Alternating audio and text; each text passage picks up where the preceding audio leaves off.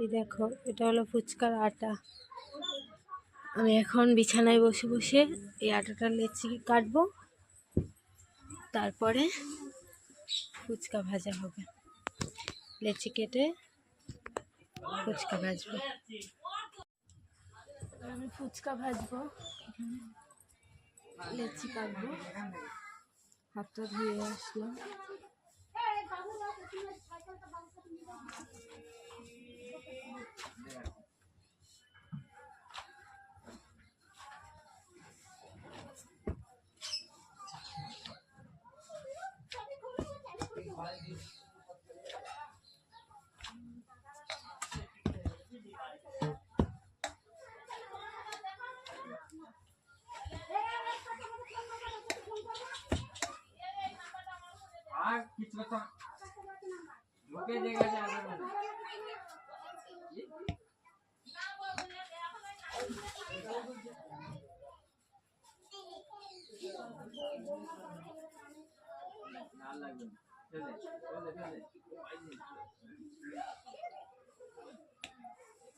দেখো ফুচকা লেচি এইভাবে আমি সব কটা ছোটো ছোটো করে কেটে নেব।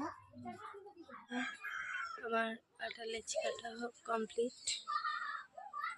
আর এই দেখো, আজকে ওই প্লাস্টিক দিয়ে অনেক পাঁপড় এখানে পাওয়া যায়, ফেরিওয়ালা আসে, তো প্লাস্টিক ছিল অনেক কটা।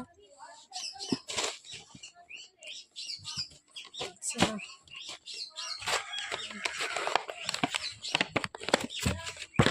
এই প্লাস্টিক দিয়ে খাস্তা পাবো। এখানে এটা লেচি করা কমপ্লিট। লেচিগুলো দেখো কত বড় বড় সাইজ। এগুলো দিয়ে একটু পরে ফুচকা বানাবো। দাদা গেছে ফুচকার বাজার করতে, সমস্ত কিছুই আছে, শুধু দই ফুচকার দইটা শেষ হয়ে গেছে।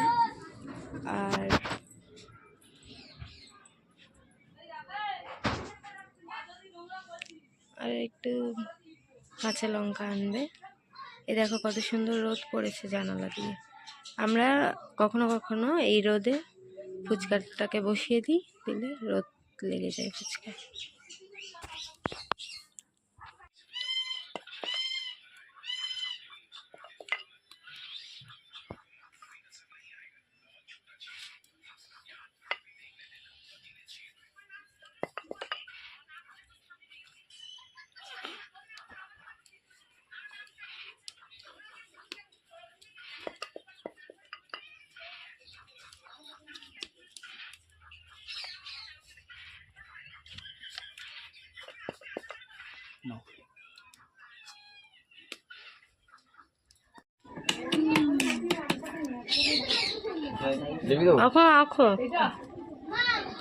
কটা আছে তেলটা গরম আছে থাকে ততক্ষণ।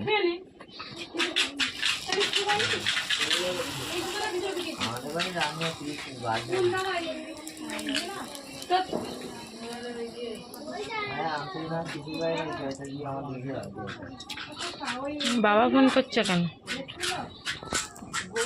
এই দেখো ফুচকাটা এখানে রোদে দেওয়া হয়েছে। এখন রোদ আসছে কত সুন্দর জানলা দিয়ে। এগুলো কালকের ফুচকা, এখনো ফুচকা ভাজা হয়নি। এগুলো কালকে ভেজেছিলাম, সেই ফুচকা। কালকে দোকান দেওয়া হয়নি, কারণ কালকে তোমাদের দাদার বার্থডে ছিল, তাই ও দোকান দেবে না বলছিল।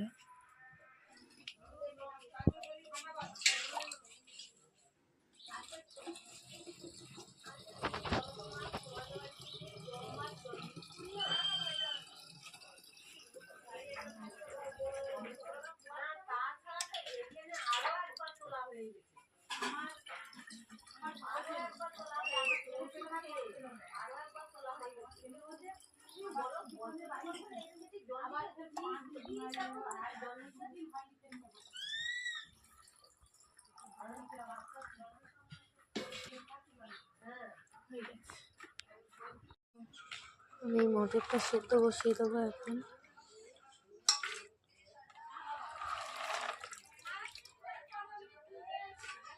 কারণ কি, আলু মটর একসাথে সেদ্ধ করলে আলুটা একটু কম হয়ে যায়, তাই দুবার করে আলু সেদ্ধ করতে হয়।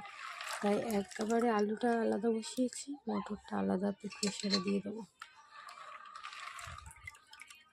তাহলে আর দুবার করে করতে হবে না।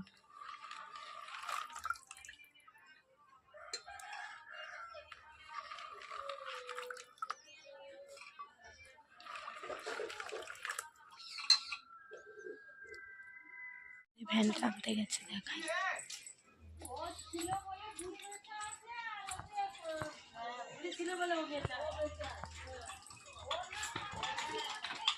এই ভ্যান নিয়ে এসে গেছে।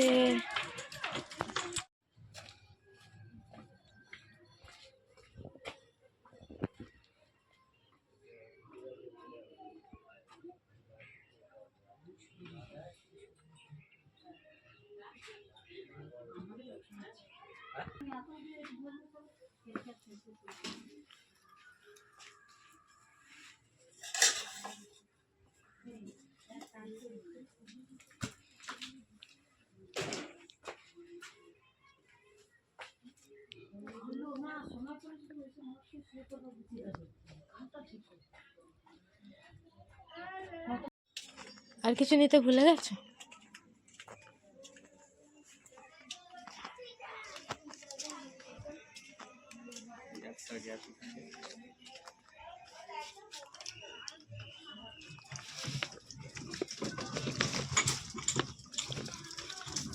ফেলে দিতে হবে অত দূর? হ্যাঁ,